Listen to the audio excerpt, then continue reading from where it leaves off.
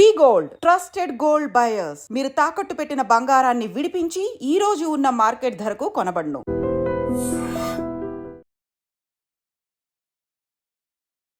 నమస్తే, welcome to I dream inside politics with కవిత.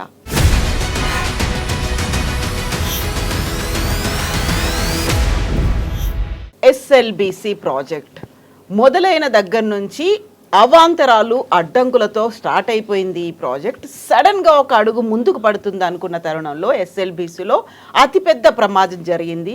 టన్నెల్లో 8 మంది ఇంకా చిక్కుకొని పోయారు. వారిని బయటకు తీసుకొచ్చే ప్రయత్నాలు ఇంకా కొనసాగుతున్నప్పటికీ అతి కష్టతరమైనటువంటి వ్యవహారంగా అది కొనసాగుతోంది.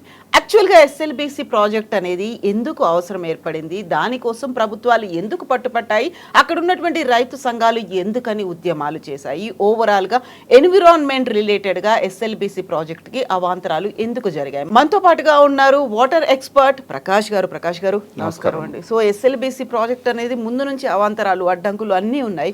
ఇప్పుడు జరిగినటువంటి అతిపెద్ద ప్రమాదం తర్వాత యాక్చువల్గా ఎస్ఎల్బిసి ప్రాజెక్ట్ మనకెందుకు అవసరం అనేటువంటి చర్చ ఎందుకు వచ్చిందంటారు? నిజాం పీరియడ్లో ఒక ఏలేశ్వరం ప్రాజెక్ట్ అనేది ఒకటి నల్గొండకు నీళ్ళు ఇవ్వడానికని డిజైన్ చేశారు. అప్పుడు ఇండియన్ ఇరిగేషన్ కమిషన్ 1903లో బ్రిటిష్ ప్రభుత్వం నియమించినప్పుడు ఒక 2 జిల్లాలు తెలంగాణలో, హైదరాబాద్ స్టేట్, తెలంగాణ ప్రాంతంలోని మహబూబ్నగర్, నల్గొండ, వీటిని కనుక మీరు పట్టించుకోకపోయినట్టయితే ఇది శాశ్వతంగా ఎడారిగా మారిపోతాయని చెప్పి ఆ కమిషన్ రిపోర్ట్లో రాశారు. దాని మీద నిజాం బాగా ఆలోచించి అలీ నవాజ్ జంగ్ అప్పటి చీఫ్ ఇంజనీర్ ఆయనకు అసైన్మెంట్ ఇచ్చి ఈ 2 జిల్లాలకు ఏమైనా ప్రాజెక్ట్స్ రూపకల్పన చేయాలన్నప్పుడు ఒక 3 ప్రాజెక్ట్స్ మహబూబ్నగర్కు, అప్పర్ కృష్ణ, భీమా, తుంగభద్ర 174 టీఎంసీలు అవి రాలేదు. అట్లాగే నల్గొండకేమో ఏలేశ్వరం ప్రాజెక్టు, ఇది 1942-43 నాటికే ప్రాజెక్ట్ రిపోర్ట్ తయారు చేశారు. ఆ ప్రాజెక్ట్ వచ్చుంటే 10 లక్షల ఎకరాలకు నల్గొండ, వరంగల్, ఖమ్మం జిల్లాల్లో నీళ్ళు వచ్చేటి. అయితే ఆ ప్రాజెక్ట్ రిపోర్ట్ చూశాక ఆంధ్ర ప్రాంతం వాళ్ళు మద్రాస్ స్టేట్లో ఉన్నారు. అప్పుడు వాళ్ళు ఏం చేశారంటే, ఎట్లాగో మీరు ప్రాజెక్ట్ కడతామంటున్నారు, మేము కూడా పొత్తు కలుస్తాము, మా గ్రావిటీతో మాకు కూడా కెనాల్స్ వస్తాయి అంత హైట్ నుంచి, కాబట్టి మనం కలిసి కట్టుకుందామని నిజాంను ముందు పోనీయలే. ఒకవేళ పోనిచ్చుంటే తుంగభద్ర ప్రాజెక్ట్ ఎప్పుడైతే అయిందో ఈ ప్రాజెక్ట్ కూడా అప్పుడే అయ్యేది.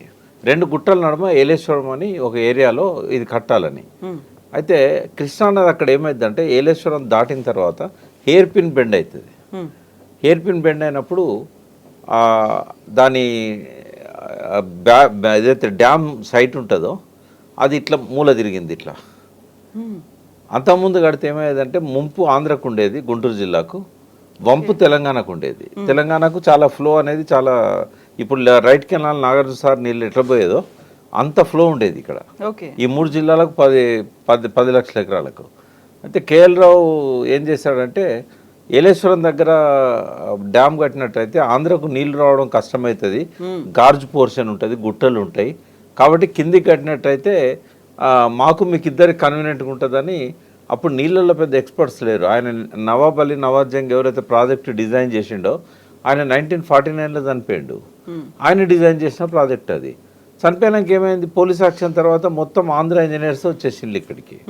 ఆంధ్ర ఇంజనీర్స్ వచ్చిన తర్వాత వాళ్ళు ఇంకా దీన్నే ఎంకరేజ్ చేశారు. కేఎల్ రావు ఏదైతే చెప్పాడో, ఆ ముక్త్యాల రాజా అని ఆయన గుర్రం మీద గుర్రబండి కట్టించి కేఎల్ రావుని తీసుకుపోయి ఆ నందికొండ దగ్గర ఇక్కడ స్టోన్ ఉంది, ఇక్కడ కడితే బాగుంటుందని.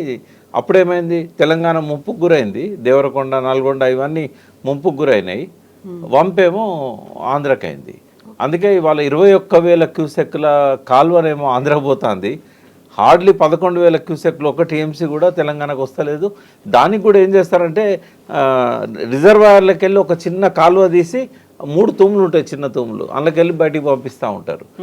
దీనివల్ల ఏం జరిగిందంటే హైట్ నుంచి డౌన్కి వచ్చేసరికి ఒక 5-6 లక్షల ఎకరాలకు నీళ్లు రావాల్సింది రాకుండా పోయింది. నాగార్జున సార్ ఆయకట్టు ఇప్పుడు కేవలం 5.5 lakhs ఎకర్స్, మ్యాక్సిమం 6 lakhs ఎకర్సే నల్గొండకు ఉంది. ఇంకో 2 లక్షలు చిల్లర, అంటే నల్గొండ ఖమ్మం కూడా కలిపి కూడా మనకు 6 లక్షల ఎకరాలు కూడా రాలేదు. మళ్ళీ నూజివీడు దాకా దాన్ని పొడిగించారు. అయితే కేఎల్ రావు చేసిన ఈ అన్యాయాన్ని ఎట్లా సరి చేయాలి, నల్గొండ ప్రజలు చాలా బాధలు పడుతున్నారు. ఏలేశ్వరం ప్రాజెక్టే ఆ రోజు వచ్చుంటే ఈ టన్నెల్ అక్కడ అవసరం లేకపోయేది. దీంతో ఎందుకంటే అది కింద కదా, శ్రీశైలం నుంచి డౌన్కి వచ్చినాక ఇప్పుడు నాగార్జున సార్ ముంపు ఏరియాలో ఏలేశ్వరం ఉంది. కాబట్టి మనకి ఈ చిక్కులు ఉండకపోయేది, టన్నెల్ ఇది అంత ఉండకపోయేది, మంచిగా గ్రావిటీతో నీళ్ళు వచ్చేటి. అయితే అది రాకపోవడం వల్ల నాగార్జున సార్ కట్టినా కూడా ఫ్లోరైడ్ అఫెక్టెడ్ ఏరియాకు నీళ్ళు రాలే. దానివల్ల ఇవాళ ఎంతమంది సఫర్ అవుతున్నారు, దాదాపు కొన్ని వేల కుటుంబాలు 30 ఏళ్ళకే ముసలోళ్ళు అయిపోయి ఫ్లోరైడ్తో చాలా బాధలు పడ్డారు. దీనికి కారణం ఆ ప్రాజెక్ట్ రాకపోవడం. అయితే ప్రత్యామ్నాయం ఏదైనా చేయాలని చెప్పి ఈ అన్యాయాన్ని 69 ఉద్యమంలో జయశంకర్ లాంటి వాళ్ళు ఆయన ఒక బుక్ రాశాడు జయశంకర్. అందులో ఇది ప్రత్యేకంగా మెన్షన్ చేశాడు. నల్గొండ నష్టపోయింది ఏలేశ్వరం కనుక రాకపోవడం వల్ల. అయితే దాన్ని చెన్నారెడ్డి గుర్తుపెట్టుకొని ఆయన ముఖ్యమంత్రి అయిన తర్వాత ఈ నష్టపోయిన ప్రాంతానికి ఫ్లోరైడ్ ఎఫెక్టెడ్ ప్రాంతం కావచ్చు, అప్లాండ్ ఏరియాస్ కావచ్చు, ఏదన్నా మనం చేయాలి అని చెప్పి నిపుణులకు ఒక అసైన్మెంట్ ఇచ్చాడు. మీరు ఇంకేదన్నా ప్రాజెక్ట్ ఆలోచించండి, గ్రావిటీతో నీళ్ళు రావాలి అప్లాండ్ ఏరియాస్కి. అయితే అప్పటికి నాగార్జున సార్లో లిఫ్ట్లు పెట్టారు. అంటే లిఫ్ట్ల ప్రపోజలు ప్రాజెక్ట్ రిపోర్ట్లో ఉంది. అందులో ఏం కమిట్ అయిందంటే ఈ అసంతృప్తి వస్తుందని చెప్పి ఈ లిఫ్ట్లన్నీ గవర్నమెంటే పెడుతుంది, వాటి కరెంట్ బిల్లులు కానీ మెయింటెనెన్స్ కానీ గవర్నమెంటే చేస్తుంది. 1,00,000 ఎకరాలకు మేము మీకు లిఫ్ట్లతో నీళ్ళు ఇస్తామని చెప్పారు. లాస్ట్ 30,000 ఎకరాలకు రైతులే సొంతంగా ఏర్పాటు చేసుకున్నారు 40-41 లిఫ్ట్. దానికి కూడా కరెంట్ బిల్ కట్టలే. కేసీఆర్ పాదయాత్ర 2003లో చేసేదాకా వాటిని పట్టించుకున్న పాపన పోలేదు. ఏవిఎస్ రెడ్డి కమిటీ అయినప్పుడు ఐఏఎస్ ఆఫీసర్ ఆధ్వర్యంలో కమిటీ వేసినా కూడా వాళ్ళు రికమెండ్ చేశారు, ఇవి ప్రాజెక్ట్ రిపోర్ట్లో ఉన్నాయి, మీరు మనం చేయాలి అని. అయినా పట్టించుకోలే. ఆంధ్రాలోనేమో రైట్ కెనాల్ మీద ఆడ 42 లిఫ్ట్లు పెట్టారు, అది ప్రాజెక్ట్ రిపోర్ట్లో లేదు. వాళ్ళకి అవసరానికి మించి నీళ్ళు ఇచ్చారు, రిపోర్ట్లు లేకపోయినా ఆ ఖర్చు ఏమో గవర్నమెంట్ పెట్టుకున్నది. ఇంత అన్యాయం జరుగుతుంటే చెన్నారెడ్డి ముఖ్యమంత్రి అయినాక సర్వే చేయండి అంటే శ్రీశైలం టన్నెల్ స్కీమ్ అనేది ఒకటి వాళ్ళు డిజైన్ చేశారు. 1980 నాటికే రిపోర్టు అంజయ్య ఈ రిపోర్ట్ ఆర్డర్ ఇచ్చాడు, కానీ రిపోర్ట్ వచ్చే నాటికి ఆయన దిగిపోయాడు. అంజయ్య టంగుటూరు అంజయ్య గారు అప్పుడు ముఖ్యమంత్రి. అంజయ్య గారు ముందు పెట్టారు. అంజయ్య గారు అక్కడ అక్కమ్మ బిల్లం దగ్గర ఇనాగరేషన్ కూడా చేశాడు శ్రీశైలం దీనికి టన్నెల్ స్కీమ్కి. చేసిన తర్వాత ఎన్టీ రామారావు వచ్చాడు. ఈ పనులు ఇంకా మొదలు కాలేదు, రిపోర్ట్ అంతా తయారైంది, పర్మిషన్లో పోవాలి కదా, 17 శాఖల నుంచి రావాలి.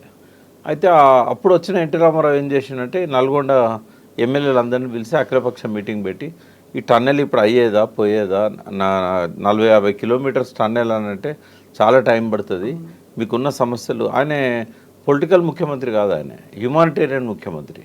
ఆ రోజున్న పరిస్థితి చూశాడు, ఇదంతా లేట్ అవుతుంది, మీకు నీళ్ళు ఇవ్వాలనే సంకల్పం ఉంది నాకు, మీరు తొందరగా అవుతుంది లిఫ్ట్ పెట్టుకోండి, దాన్ని నేనేం క్యాన్సిల్ చేయను, అది అట్లే ఉంటుంది, మీరు తర్వాత అది చేసుకోవచ్చు, ముందైతే లిఫ్ట్ పెట్టుకోండి అని చెప్పాడు. అఖిలపక్షంలో కూడా అందరూ కొంచెం వాదించిన తర్వాత లాస్ట్కి ఒప్పుకున్నారు, అదేం రద్దు చేయట్లేదు కదా, గ్రావిటీతో వచ్చేదాన్ని లిఫ్ట్ ఎందుకు తీసుకోవాలనేది ఒక ప్రశ్న వచ్చింది.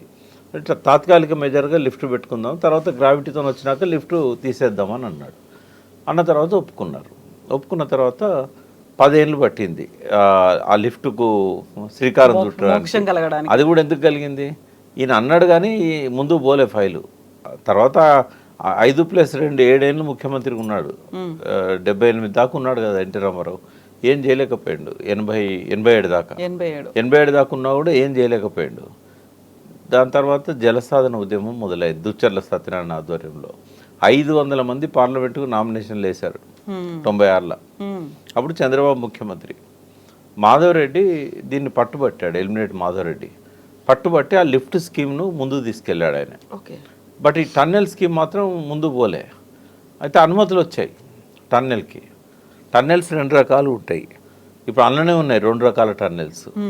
ఒకటేమో 43.9 అంటే 44 కిలోమీటర్స్ ఒక టన్నెల్, ఇప్పుడు ప్రమాదం జరిగింది.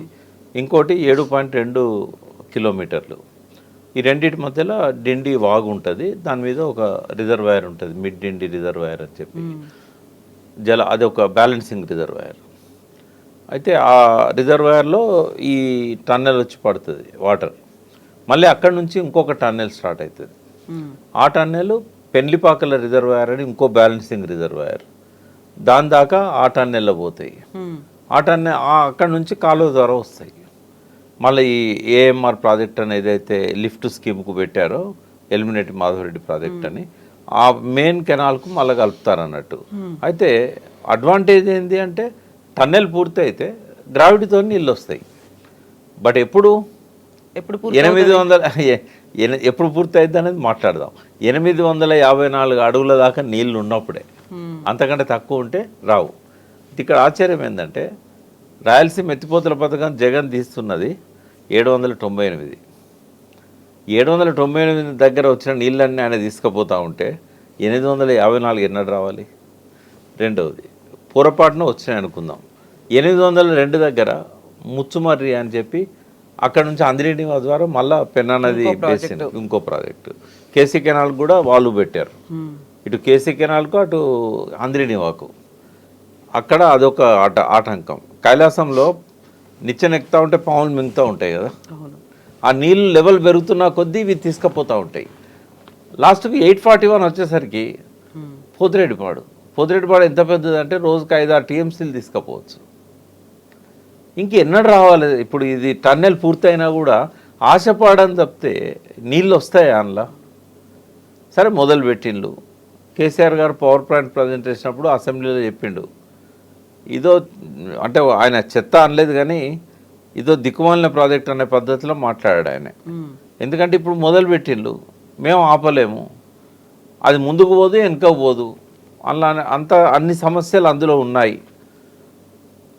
టన్నెలు ఇప్పుడు ఏదైతే 7.2 కిలోమీటర్లది ఎప్పుడో పూర్తి చేశారు. ఎందుకు అంటే అది మాన్యువల్గా చేసుకుంటే వెళ్ళిపోతారు. డ్రిల్ బ్లాస్ట్ హెవీ మెషిన్స్ అవసరం లేదు దానికి. ఎందుకు అవసరం లేదంటే అది ప్లేన్ ఏరియాలో ఉంది, టైగర్ రిజర్వ్లో లేదు అది.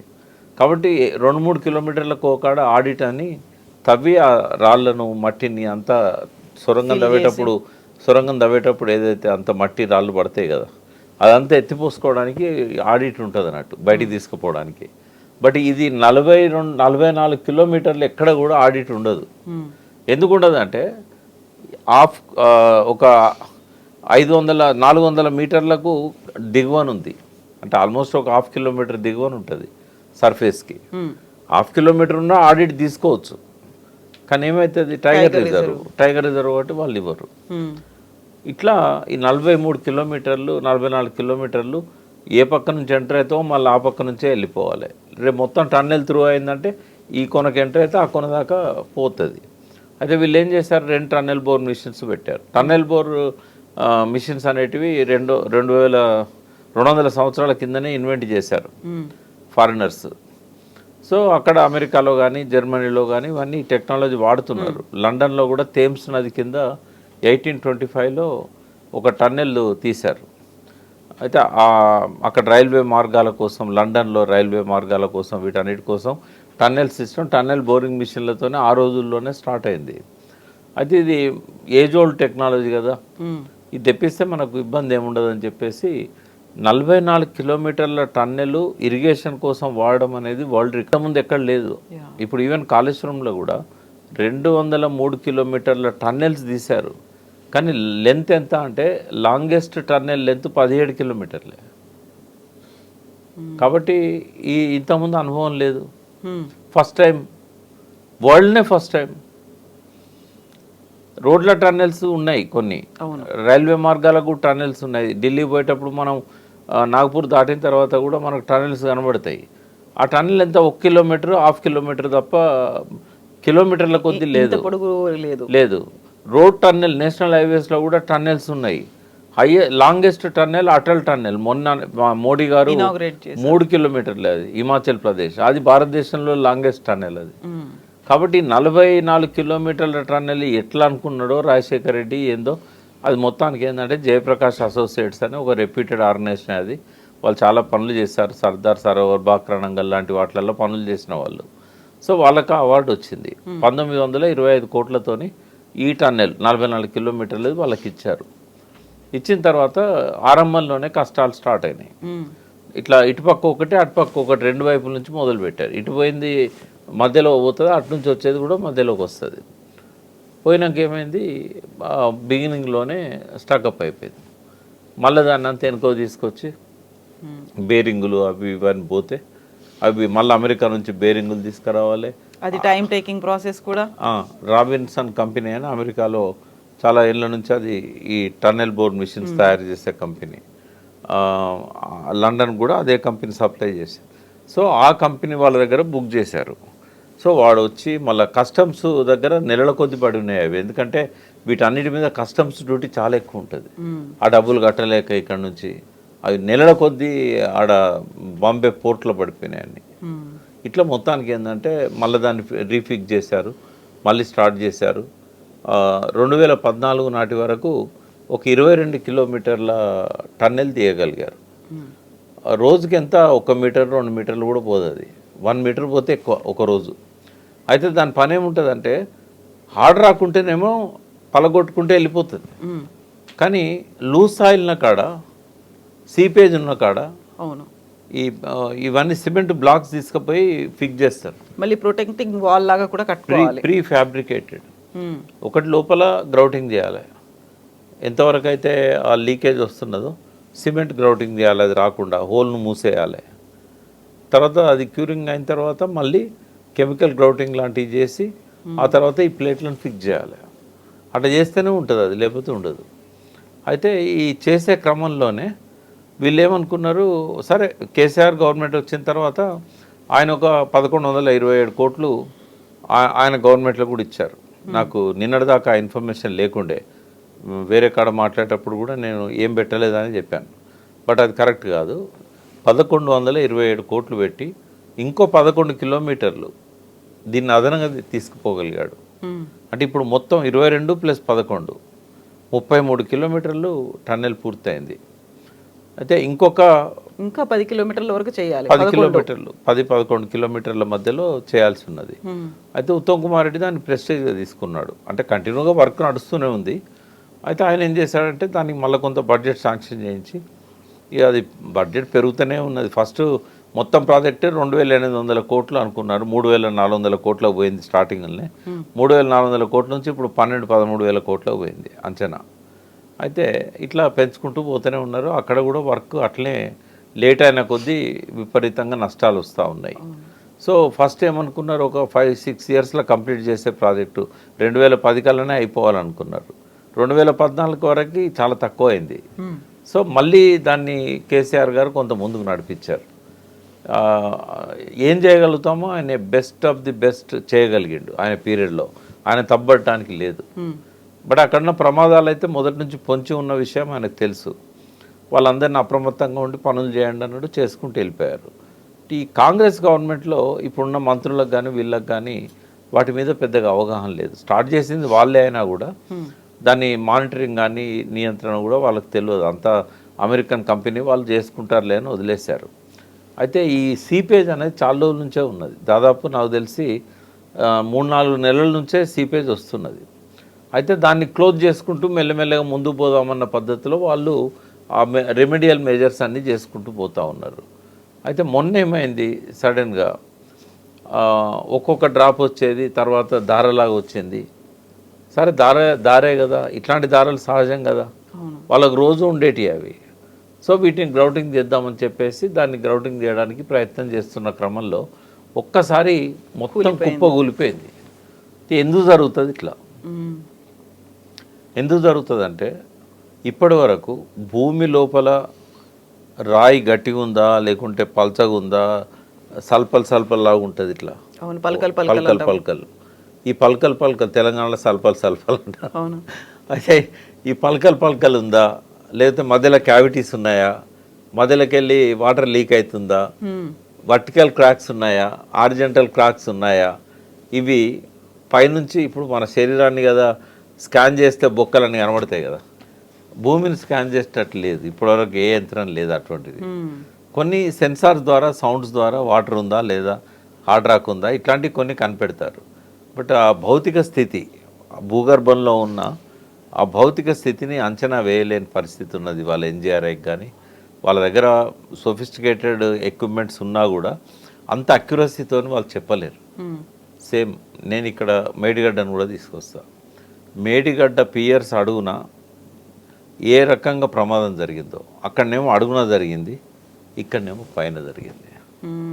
అయితే ఆ లూజ్ సాయిల్ దాంతోపాటుగా పెద్ద ఎత్తున ఒక్కసారి వరద నీరు ఫోర్స్గా, వాటితో పాటు పెద్ద పెద్ద బండలు అన్నీ ఒక్కసారిగా కూలిపోయినాయి దాని మీద. అయితే ఆ కట్టర్ ఎవరైతే ఉన్నాడో ఆయన అలర్ట్ చేశాడు ఏదో ప్రమాదం జరగబోతున్నదని. ఎప్పుడైతే వాటర్ ఫ్లో పెరిగిందో ఇది అబ్నార్మల్ కనబడ్డది ఆయనకు.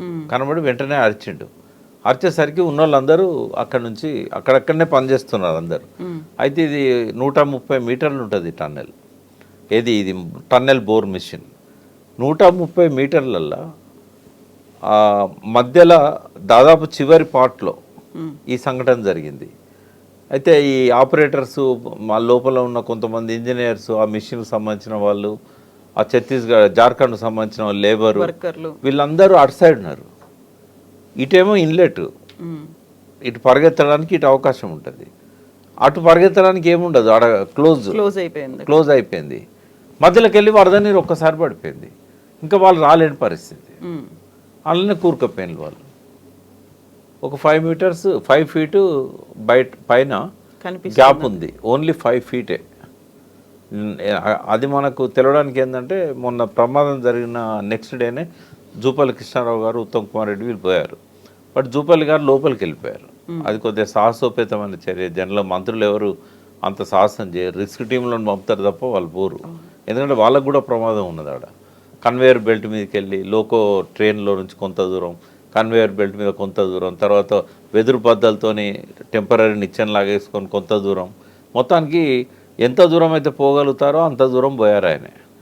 అప్పటికి ఇంకా 40 మీటర్ల దూరంలో ఈ ప్రమాదం ఉన్నది. బట్ అక్కడ అంతా బురద రాళ్ళు నిండిపోయినాయి. తర్వాత ఈ టన్నెల్ బోర్ మిషన్ మొత్తం విడిభాగాలన్నీ కొట్టుకొచ్చినాయి. ఆయన చెప్తున్నాడు 200 టన్నుల బరువున్న ఆ మెషిన్కి సంబంధించిన ఒక ఎక్విప్మెంట్ ఆ ఫోర్స్కు ఒక 100 మీటర్ల దాకా కొట్టుకొచ్చింది. తర్వాత టన్నెల్ బోర్ మిషన్ కూడా ఆ వరద దాటికి కొట్టుకొచ్చింది కొంత దూరం అని చెప్పారు. మిషన్ కూడా అంటే ఈ వాస్తవాలన్నీ తర్వాత తెలుస్తాయి. ఈ బురద నీరు అంతా తీస్తే అది ఎంత దూరం కొట్టుకొచ్చింది అనేది అక్యురేట్గా చెప్పగలుగుతారు. బట్ అంత ఫోర్స్తో ఎందుకు వచ్చింది అన్నప్పుడు ఆ పైన ఒక అక్విఫెర్ అని ఉండాలి. అక్విఫెర్ అంటే ఏంటంటే ఒక పెద్ద స్ట్రీము ఉండడం వల్ల అది ప్రవహించే ఆ స్ట్రీమును వీళ్ళు మధ్యలో బ్రేక్ చేశారు కదా, కొడుతున్నారు కదా. టన్నెల్ బోర్ మిషన్ పోయేటప్పుడు అంతా కట్ చేసుకుంటా పోతే వైబ్రేషన్స్ కూడా ఉంటాయి, వైబ్రేషన్లు ఉంటాయి, డైరెక్ట్ దానికి ఎఫెక్ట్ కూడా అయి ఉండొచ్చు.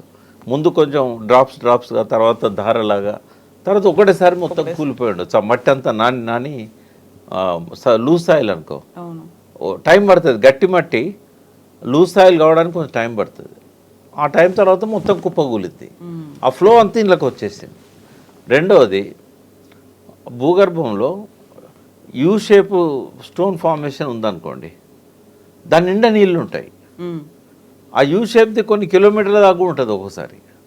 అయితే ఈ నల్లమల అడవి కదా అది, నల్లమల అడవిలో ఎప్పుడు వర్షం పడుతూనే ఉంటుంది. ఆ వర్షపు నీళ్ళన్నీ కూడా సీపేజ్ ద్వారా వచ్చి ఆ రాక్లో ఉండిపోతాయి. అంటే రాక్ స్ట్రక్చర్ ఎట్లుంటుంది అనేది ఎవరు చెప్పలేరు. అది బలపరుపుగా ఉంటేనేమో పడ్డ వరద నీరు అంతా వెళ్ళిపోతూ ఉంటుంది, సీపేజ్ వాటర్ అంతా వెళ్ళిపోతూ ఉంటుంది. సపోజ్ ఇట్లుంది అనుకోండి కడవలాగా, అన్న నిండిపోతుంది కదా. మరి ఆ కింద నువ్వు హోల్ కొట్టినావు అనుకో, ఒక్కసారి మొత్తం నీళ్ళు మీద పడాయా. అంత ఫోర్స్ వచ్చిందంటే అట్లాంటిది జరిగి ఉంటుందని అనుకుంటున్నాను. లేదా సర్ఫేస్ మీద ఏమన్నా జలాశయం ఉందా? ఆ నల్లమల అడవి రిజర్వ్, టైగర్ రిజర్వ్ ఫారెస్ట్, ఆ టైగర్స్ కోసం నీళ్ళు తాగడానికి కూడా చెరువులు, కుంటలు ఉంటాయి ఆడ. ఏం జరిగిందో మనకు తెలియదు. ఇప్పుడు ఆ అడవిలో పోయి ఎవరన్నా కరెక్ట్గా ఈ పాయింట్ దగ్గర వెతికి ఆడ ఏముందని ఇప్పటివరకు ఎవరు చెప్పలేదు. పైన ఏదో హెలికాప్టర్లో తిరుగుతున్నట్టున్నారు, నేవీ హెలికాప్టర్లో, కానీ వాళ్ళకి ఇక్కడనే టన్నెల్ అని చెప్పడానికి కూడా ఏం లేదు. ఇక మ్యాప్ పట్టుకొని కింద ఎట్లుందో పైన అట్లా తిరుగుతుంది తప్ప దొరకదు. అది దానిపైన గుట్టు ఉన్నదా తెలియదు, కొండలున్నాయా తెలియదు. అంటే ఇట్లా జరిగింది అది. ఇది అందులో చిక్కుకున్న వాళ్ళైతే బతికే అవకాశం లేదు. 8 మంది పరిస్థితి అంటే వాళ్ళు బురదలో కూరుకుపోయారు, ఆక్సిజన్ అందట్లేదు, బురద వాళ్ళు ఇంతసేపు కాదు, అది ప్రమాదం జరిగినాక ఒక 3-4 మినిట్స్లో చనిపోయి ఉంటారు. ఇప్పటికి రోజులు గడుస్తున్నాయి, గంటలు లెక్క పెట్టుకుంటూ ఉన్నాం. అనే అవకాశం లేదు. అయితే దీన్ని ఏమనుకోవాలి? ఇది నిర్లక్ష్యమా, ప్రమాదమా అంటే 100% ఇది ప్రమాదం. మరి జాగ్రత్తలు తీసుకోలేదా? అది 2 రకాలుగా మనం చూడవచ్చు. ఒకటి, అక్కడ సీపేజ్ ఉందనే సంగతి తెలుసు, దాన్ని లైటర్ వేలా వాళ్ళు ఆలోచించారు. ఇంత ప్రమాదం ఉంటుందని ఊహించలేదు వాళ్ళు, ముందు ఎక్స్పెక్ట్ చేయలేదు. చేయలేదు.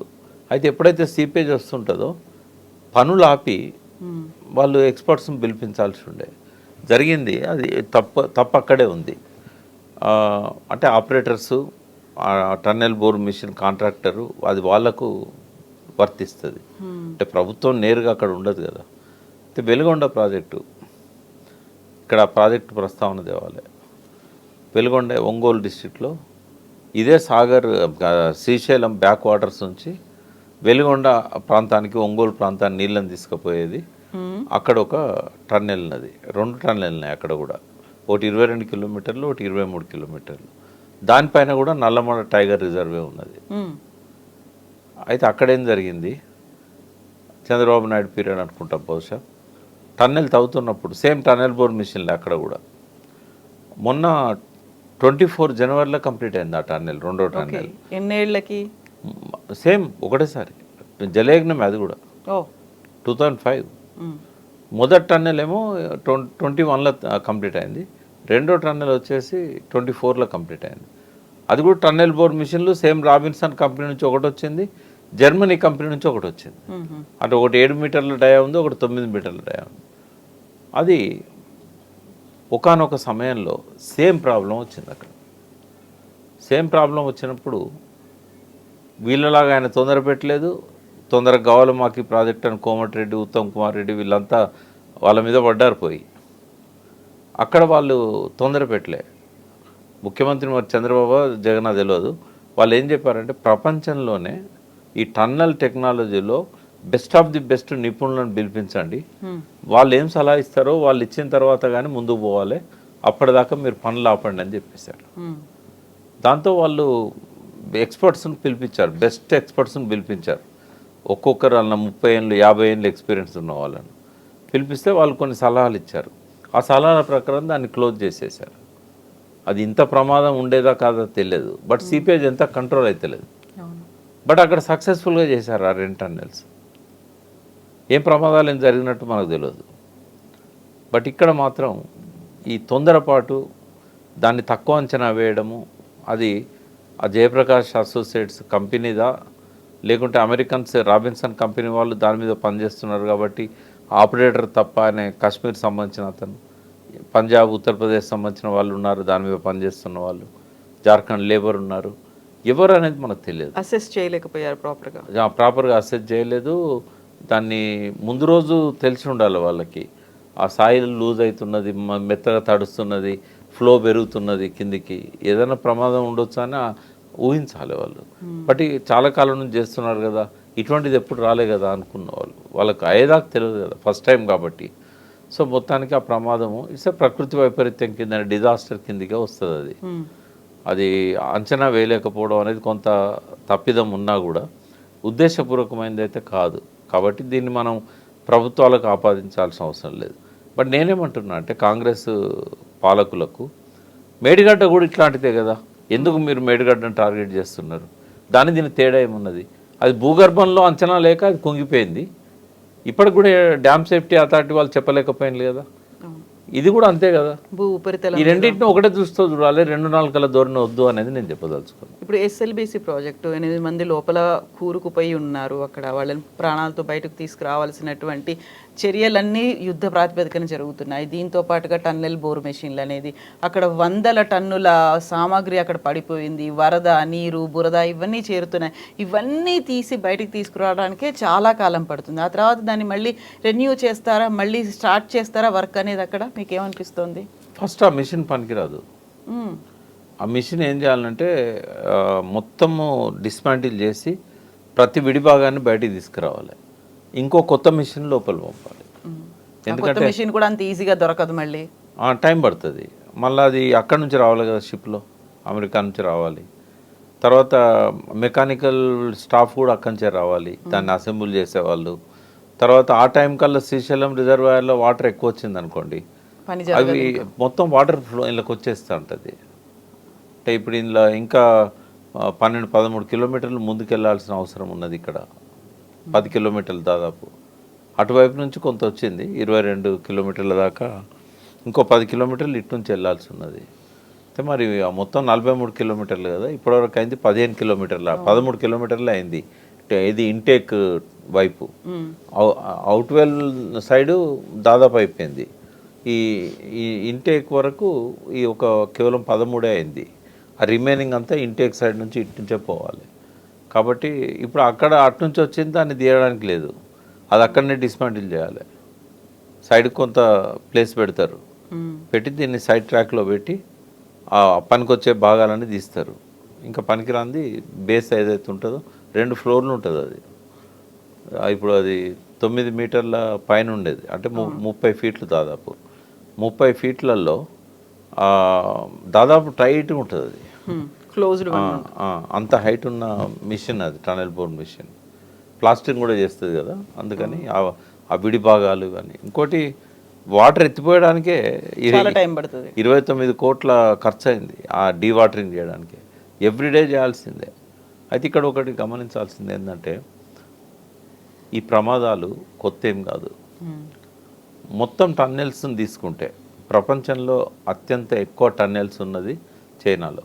40,000 టన్నెల్స్ ఉన్నాయి. ఇరిగేషన్ ప్రాజెక్టులు కావచ్చు, రోడ్లు కావచ్చు, రైలు మార్గాలు కావచ్చు, గుట్టల్ని తొలిచి చేసినాయి, భూగర్భాలను తొలిచి చేసినాయి 40,000.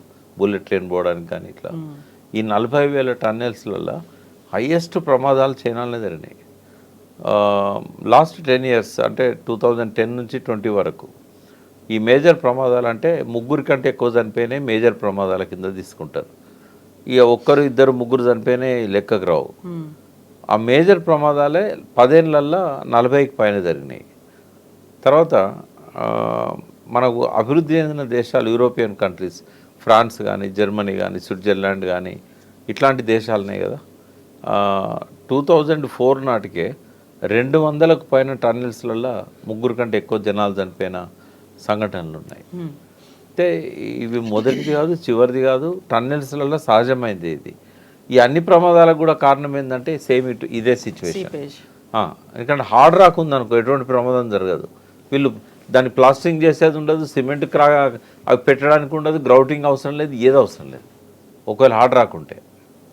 బట్ ఎప్పుడైతే హార్డ్ రాక్ లేదో, లూజ్ సాయిలు లేదా మామూలు మొరము ఇట్లాంటివి వచ్చిన కాడ మాత్రం ఖచ్చితంగా ఇవన్నీ మెజర్స్ తీసుకోవాల్సిన పరిస్థితి ఉంటుంది.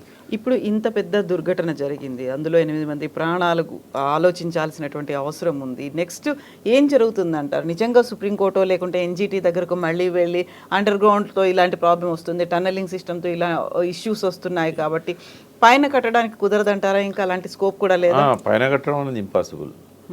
లోపల ఇప్పుడు మళ్ళీ 4-5 ఏళ్ళు పడుతుంది ఇదంతా కంప్లీట్ కావడానికి. ఇప్పుడు ఈ 10 కిలోమీటర్లు ఏదైతే చేయాల్సింది ఉన్నదో మా అంటే సంవత్సరం మొత్తం కష్టపడితే ఒక క్లీనింగ్ అవుతుంది. అంటే నేను అనేది క్లీనింగ్ అంటే క్లియర్ చేస్తారు. ఇవన్నీ ఎంతసేపట్లో క్లియర్ చేయడం కష్టమేం కాదు. బట్ ఇది మొత్తం మళ్ళీ 11 కిలోమీటర్లు ఏదైతే ఇప్పుడు కన్స్ట్రక్షన్ మళ్ళీ చేయాలంటే 3-4 సంవత్సరాలు పడుతుంది. ఈ మా అంటే ఒక సంవత్సరంలో 2-3 కిలోమీటర్ల కంటే ఎక్కువ చేయలేరు. ఆ తర్వాత ఈ హడ్డిల్స్ అన్ని తొలగించుకొని నీళ్ళు వస్తాయంటే మళ్ళీ నేను మొదలు చెప్పిన కథే, నీళ్ళు వచ్చేది కూడా కష్టంగానే ఉంది. మళ్ళీ గవే లిఫ్టులు దిక్కైతాయి మనకు.